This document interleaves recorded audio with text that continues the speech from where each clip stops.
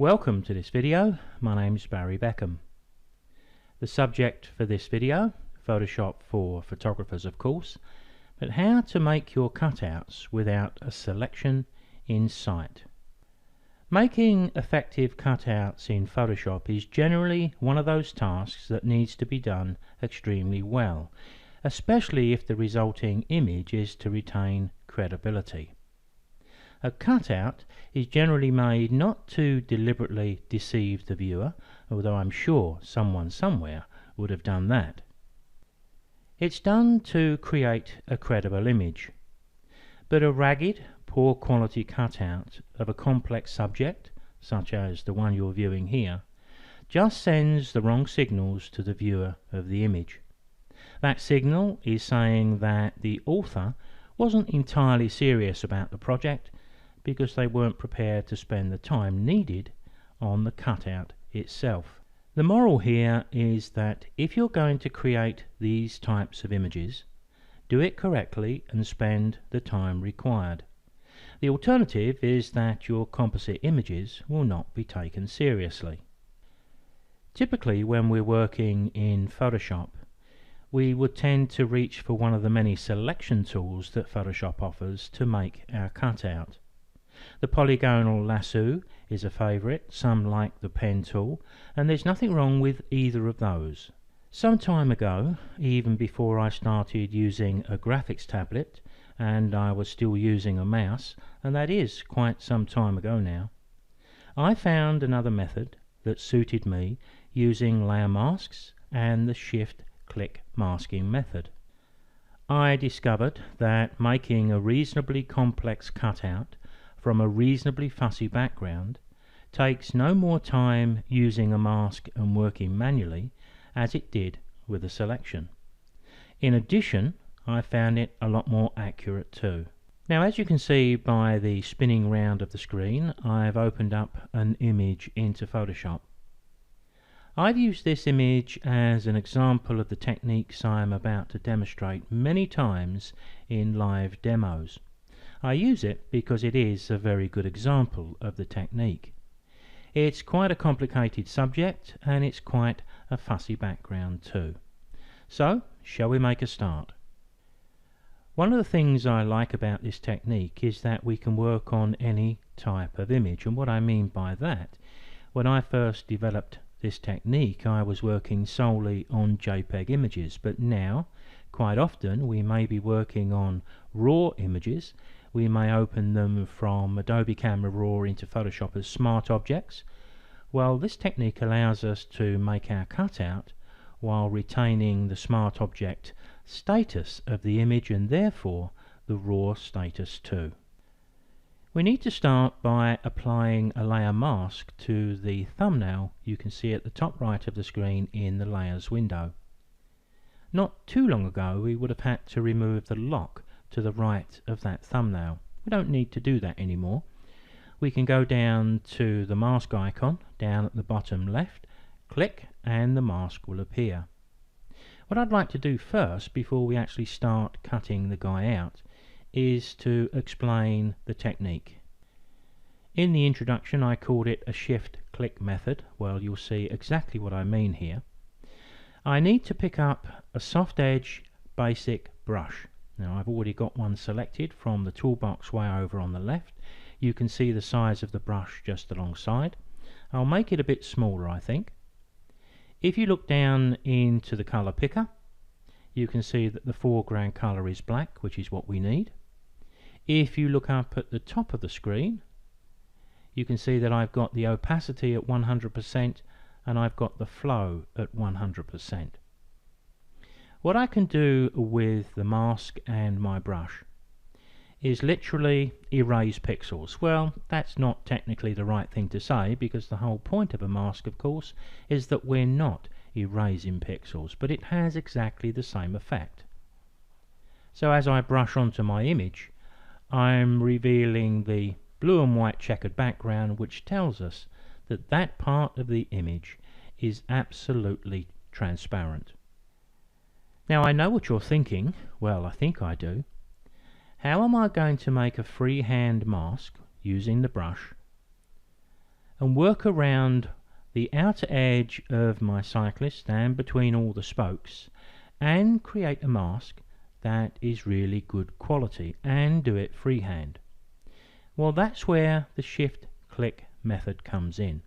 We're going to enlarge the image quite a bit, and we're going to mask around all of the parts we need masked in short steps. Let me demonstrate the method.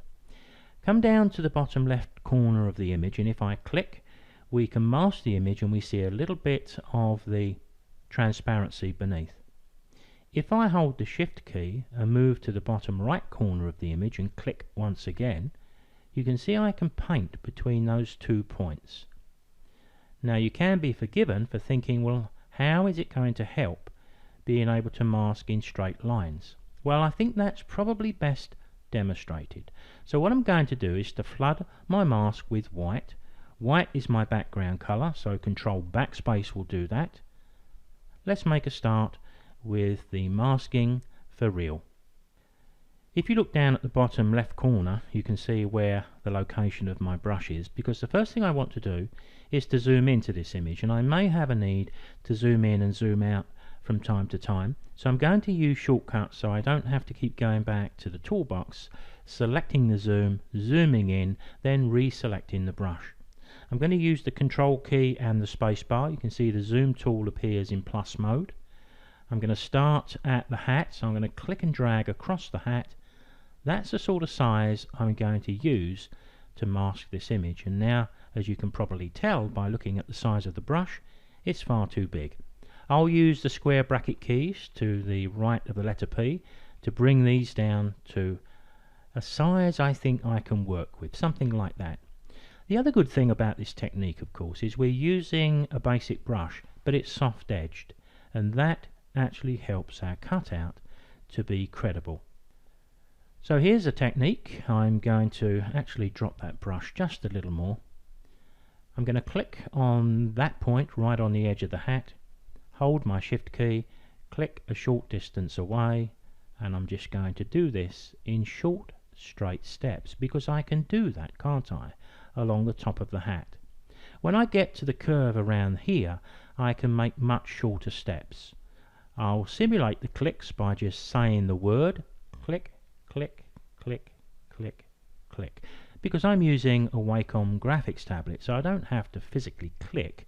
I can just touch on the art pad that I'm using. But now I've got a nice straight edge here, a little bit of a concave to it, so I'll come down to the middle, then down to there, step out a little bit for that ridge, click, click, click, click, click, click, click. At any time we can stop, take a rest, get our hand and our image in a much better position, and of course what we should be doing all the way through is saving this as a work in progress. Now I'm running out of picture down there on the right hand corner, so at any time, even though I've got my brush selected, as you can see when I move it over the hat, if I touch the space bar I can click and drag, and I can move it into a more comfortable position, ready for me to continue. Then to continue I'll click, hold the shift, click, click, click, click, click, click, click, click. Nice little curve around there, a little bit of hair there. You can always soften hair and bits and pieces a little bit later on. I think the one thing I did choose to do here is to cut off the whiskers on the right hand side. A little bit of a cheat, but no one's noticed up to now, and I don't even know why I mentioned it now, but those are the little things you do. Click, click, click, click, click, click, click, click, working round the curve nicely. Now the good thing about masks, if you're not familiar with them, and I'm running out of space again, so once again space bar, click and move, and then I can continue. The good thing about masks is if we do make a mistake, either now or later on we spot one, because we're spraying black onto the white mask, we're never actually removing anything from our cyclist at all. So if we switch from painting with black to painting with white, then we can repair any little mistakes that we spot as we go If it's just one mistake, of course, you can use Control Z or your undo history, but it's also good for when you come back to the image a bit later on and spot a mistake that you didn't see at the time you created the mask. Well, because it's a mask, it's infinitely repairable. So let me just stop at this point and I'll move down to a different area just to give you a different feel for this, because I don't think there's any point in you watching me do all of this because it would get a little bit tedious. But I seem to remember doing this once and timing it, and I think it took me 20 minutes to go around the entire outer edge of the bike. Now once we've done that, things speed up because the spokes, as you've probably seen, are largely straight. So let me just do a little bit on this piece of fancy ironwork on the front. If you look up at the top left of the screen where the ironwork appears, you'll see where my brush is. I'm going to click to make a start there, hold the shift key, click again, click, click, click. Now you can see, although we've got curved ironwork here, it soon becomes sort of second nature to decide how large or small the steps need to be. Now as I go around some fine detail, you may find the need to reduce the brush size a little bit. If you need to do that, no problem. But here I'm going to go around the outer edge, so click, click, click, click, click, click, click, click, click, click, taking a bit of care around here. But when I'm demonstrating and you're talking as you do this work, it's never quite the same, you know, as when you've actually just concentrating on what you're doing. But you can see this is a good example, this part here, because we're going round quite a tight curve, but this technique allows us to do it. And see, I've made a mistake there, so Control Z, go back and I can pick up straight away if I want to. If you leave these things till a bit later, you tend to forget them. Now the ironwork is getting very close there, so I can make the brush very, very small, but I think on this occasion, before I do that, I'll just double back and work this way to get that typical Victorian styling that they put on the bike. Well, there I think you can see the method. Now if we come down just to the spokes for a moment, I think we'll come back to those in a moment. I'm going to hit Control 0 because to speed up the video you're watching, what I've done is to go around the outer edge of the bicycle and the man, but I've used exactly the same techniques that you've just seen here. Now with the spinning round of the screen, you can see that I've gone around the outer edge of the man on his bicycle, and although I didn't time myself this time, I did do it once before, as I said, and it took, I think it was about 20 minutes. But of course you don't have to do it in one go. If you want to do 10 minutes one night and 10 minutes the next night, well, that's not a bad way to work anyway, because you don't get tired, you don't get fatigued, and generally your selection or your cutout is going to be better for it. Let me just show you one or two things about the mask which may be useful. We can hold the Alt key and click the mask and we see just the mask. So to remove all of the background from the bicycle, I've got to flood all the outer edge of that shape, or the outer area of that shape, in black. I'll show you how to do that in a moment or two and speed it up as well. If I click the little eye, I can bring it back into play. If I hold the Shift key and click the mask, it can temporarily be turned off. Sometimes that's useful. So what I'm going to do is hold the Alt key and bring the mask back into play, because what we need to do is to flood all of this in with black. Now if we had to do that manually, that would be tedious too. We don't have to, is the good news. But we can't use the paint bucket tool, which you'll find grouped from the center of the toolbox with the gradient tool, because we have used a soft edged brush. If I zoom in onto the edge here, you can see the softness. So if I tried to flood all this outer area with black using the paint bucket tool, it would leave a faint ghosting between what was flooded and what I've painted with my line.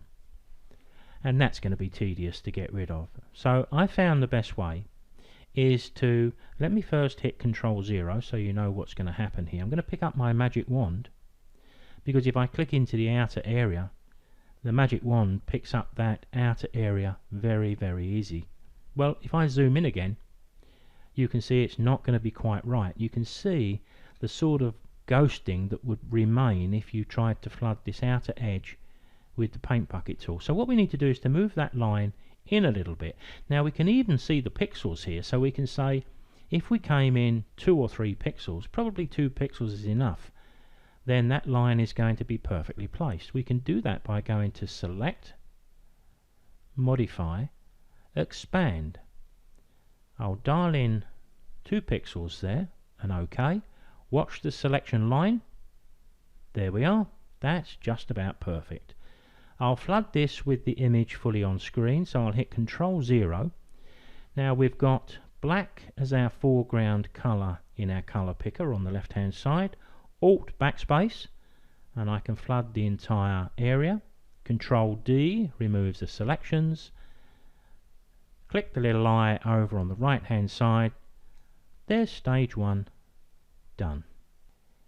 If you look at the back of the head of the guy, you'll see that I haven't cut out that bit of hair there very, very effectively. What I've done, I've deliberately left a bit of overspill. You can see a bit of green there. Once I decide where the guy is going to be copied to, then I can use a mask, and I can use this in or use my brush in a much lighter fashion, and I can actually feather the hair into the background and it'll look much more natural. But we need to turn our attention to those bike wheels, but really the technique is no different. So let's just go through the motions of showing you how we can do 1 or 2 and then move on. I need to zoom in, so I'll hold those shortcut keys of Control and Spacebar. I'll zoom into that area there. That's probably big enough. I need to reselect my brush. It's quite a small brush. It's right in the center of the hub if you've lost the brush on screen for a moment. So I'm just going to bring that up a little bit bigger. I think something like that should do it. Maybe that's a little bit big, but I'll live with that. No, it's a little bit big, isn't it? Control Z, drop the brush down. Click. Hold in the Shift key. Click. Click. Click. Click. That was a mistake. I touched down before I was ready, so Control Z. Those things are going to happen. Click again, hold the Shift, click, click, click, click, click. And down here, because we've got nice straight edges here. Do I need to do any more? Okay, we've got 1 or 2 here where we've got a slightly different shape to follow. But the techniques are no different. The technique doesn't change no matter which ones we're doing. Click, click, click, click, click. Short steps around where the pedal is showing. 1 click down to there, 1 to there, 1 up here. Well, I think you probably don't need any more demonstration of the technique involved. Now with the spinning round of the screen, I think you can probably just see that I've done all of the spokes, back wheel and front wheel, and all parts in between, but don't worry if you miss the odd one. We often do when we're doing this work, but it's easy to catch up. So I'm going to hold my Alt key and click the mask so we can see it, and I'm going to zoom in on those wheels so you can see what I'm about to do next, because we need our magic wand tool. From the top of the toolbox, I'm going to select the magic wand. From the options here, I need to have add one selection to another. I think it's just called add to a selection when the tooltip comes up. There it is. So I'll select that. I've got point sample set here, and I've got the tolerance at the default 32. So when I click into one shape on the front wheel, you'll notice a little plus sign appears. So I can gradually go around and I can add all of these, and don't forget all the little bits as well, but they're not difficult to do, as you can see, and I can do it while we're chatting. I'll just do the front wheel just to save a bit of time, but there we have it. We've got to expand that selection, haven't we? But we know already by how much we need to do that, 2 pixels, because that's what we chose last time. It's not going to be much different. So if I go back to my select and modify expand, those settings should still be there. So if I click OK and then flood the selections with black, Alt backspace, Control D to remove the selection, turn on the image, and there you can see what I've done. And you can also see the one I've missed, but I'm going to take just another few seconds to do the back end of the bike and the little bit inside that ironwork. Can you see that little swirl? I'll remove that too, and I'll be back.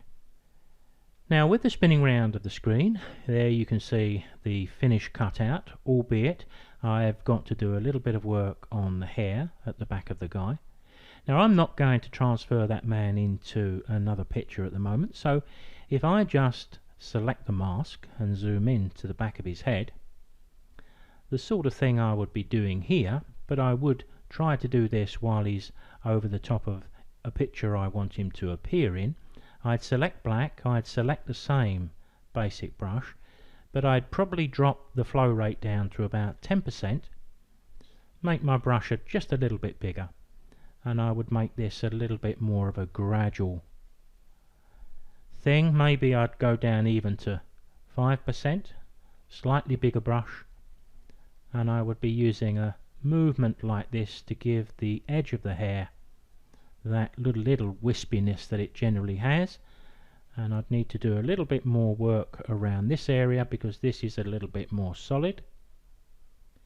I think you can get a feel for what I'm talking about, and this bit maybe I could push the flow rate up a little bit more just to do this little bit around here.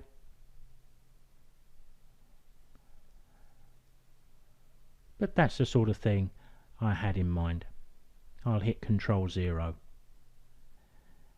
Now I'm viewing this on a 27-inch monitor, so I've got a reasonably good size picture, but of course you could be viewing this on an iPad for all I know. So I'm going to pick up my zoom tool this time, and we'll just zoom in and we'll take a look at the quality of the cutout, because you need to decide if you think it's good enough, and I think it's going to work pretty well. So let's finish off here with just a bit of fun. One thing though, before we move on further, try to keep your mask in place as long as you can, because what you can do, you can select the image, and with the move tool from the top of the toolbox we can move the guy around now, and the mask will follow him around, especially while we've got it linked here, which is the default. So we can move the cyclist into a more compositionally strong position within the frame we've currently got. So keep that as long as you can. What I'm going to do here, let's give him a backdrop. I'm going to go down and select a new blank layer. I'll drag that beneath, and what we'll do here, we'll flood that with white. White is my background color, so Control backspace will do that. Now I would be saving this as a layered file, but of course, although I've said stay with the mask as long as you can, there is going to come a point where we probably will amalgamate the mask with the image itself. Now to do that, we can just select the mask, either drag it down over the bin at the bottom of the screen and apply it, or we can just right click and we can apply the layer mask. I'm going to do that now. You can see exactly what happens if I turn off the bottom. The mask disappears, but now we've got our cutout floating on a transparent background. The reason I chose this time to do that is because I'm going to make a copy of this guy and create a shadow. So I'm going to use Control J for that. So the top layer is going to be the cyclist. The one just underneath, I'll double click, this one is going to be our shadow. I'll turn this one off for a moment, so we're just looking at the one I intend to make a shadow. Because that is floating on its own background, I can flood just the shape of the man and his bicycle with black. If I lock the transparent pixels using the first lock at the top left of the layers. Click it and it'll appear here. Now if I make sure I've got black as my foreground colour in my colour picker, I can now use those shortcut keys of Alt Backspace. That's not quite a black colour, so let me make sure I've got black, and I'll do that again. That's a little bit better. You can see it just floods to the shape of the image itself, but I want to blur it just a little bit, and that lock would prevent that. So once I've got it flooded with black, just click the lock to remove it, and what we could do is turn the guy on above. We're going to distort that shadow. Let me turn on the background, but select the shadow. We'll go to our edit menu. We'll choose transform, and let's choose distort. And I'll just give my shadow, I'll just drag this out a little bit. Now we've got to do something. Let me hit Control 0 so I can see the bottom. We're going to have to do something with these wheels here, because generally speaking the shadow needs to match the wheels at the bottom there a little bit better than it currently does. And as you can see, you can fiddle this around till you get it right. I don't want to spend too much time doing this, but there you can get a feel for the sort of things we can do. I can hit the tick on the options bar to commit that, but that is rather a sharp shadow and also rather a dark one. So maybe we could go back to our layer. We could drop the opacity down to make our shadow a little bit faint, and perhaps now that we haven't got the layer locked, I could go to filter, blur, Gaussian blur, and if we wanted to just give our shadow a little bit of blur, well then we could choose to do that. How much is going to be a personal choice. Now with the spinning round of the screen, you can see I've changed the background. What I've done is just made a charcoal grey background and give it a little bit of a gradient at the top and the bottom, but I've also added about 2 pixels of monochrome Gaussian noise just to simulate the fact that if we were going to place this guy on top of another image, then at least the pixels in both of them would match fairly well. If we're placing our cutout over smoothly generated computer colour, then it's not a good way to view the cutout. Now with the spinning round of the screen, you can see that I've brought back onto my screen the original cyclist, which has the original mask, but I've placed the whole thing above a grey background. Because if you're going to cut out a subject from a light background and place it over a dark background, no matter how you make your selection, there's going to be some areas that probably will show once you swap the light background for a dark background. So here's something you can consider if that happens. I'm going to zoom in to the legs here. You can see that against a light background my cutout looked pretty good, but here it could do with just a little touch up here and there, and there's a little bit over there that I actually missed, look, and we can easily fill that in after the event. But here's a tip. With modern masks, if I double click the mask, I go into the mask properties. From the view here, I'm going to look at this on layer so I get to see my image as it is on screen. Because down here I can shift the edge, so I can move this either way, and you can see if I move it to the right it gets worse, but if I move it to the left you can see I can hide the majority of that little halo. And when I click OK, Control 0, another simple job done. Now one last suggestion as I bring this video to a close. When you're making a cutout of any subject, although I did decide to remove the whiskers on the left side of the guy's face, in most circumstances I would say if you've got some fine detail on the picture, try to keep it in. So if you were cutting out a car and it's got an aerial on the wing, sometimes it's a temptation to just lose the aerial, who's going to know, but it's those small things that we do that actually give the image credibility. I hope you've enjoyed the video and this technique has given you another way to approach the making of cutouts. And don't forget my Photoshop series of videos under the heading of Photoshop for Photographers. Everything there that you're going to need. There's very many people teaching Photoshop online via videos. I like to see what my teacher is producing. In other words, if they can inspire me with their images, then I'm willing to watch what they're doing with Photoshop. With that in mind, I'd like to invite you to my website. You can see the address at the top of the screen. From my main page, you'll find a direct link to my Flickr galleries. Take a look, see what you think. I also run a photographic and audio-visual forum. The link to that is on the same page that I just mentioned, the main page of our website. The address is at the top of the screen. Come along, joining is free. Join others who share your passion.